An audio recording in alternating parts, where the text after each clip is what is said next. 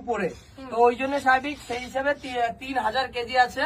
আর সকাল থেকে আমরা এই জিনিসগুলো করছি। তোমরা হয়তো বুঝতে পারছো না এখানটাতে কেমন লাগছে, বাট বোন তোর কেমন লাগছে?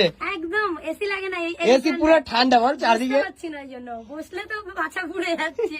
তো এত পরিমাণে ঠান্ডা লাগছে। এই জিনিসটা আমরা একটা এক্সপেরিমেন্ট করেছি, আমাদের এই বরফের ভিতরে আমরা থাকা একটা চ্যালেঞ্জ করেছি, যেটা হলো গিয়ে এখানে বরফগুলো দেখতে পাচ্ছ। কেউ 1 মিনিটও থাকতে পারবে না, কেন বলতো? দেখো এখানে পুরোপুরি না, উরে বাপরে বাপ, এসির মতন ঠান্ডা, যে বাইরে হাওয়া দিচ্ছে না, বাইরে হাওয়ার সাথে এটা আরো বেশি স্পিডে হাওয়া পাচ্ছে। তো ম্যাডাম তোমার কেমন লাগছে? আমি তো ফার্স্ট টাইম দেখছি যে একটা আইস হাউস, ওটা শুরু শঙ্করী মানে কমপ্লিট করতে পেরেছে। একদম এমনি হিন্দিতে করেছে অনেকেই, বাংলায় প্রথমবার আইস হাউস। তো দেখো উপরে হলে গিয়ে বরফ দেওয়া আছে, উপরে হলো সব বরফের ঠান্ডা লাগছে না? ও এই মালটা কুটাবো না, দেখ। বাংলাতে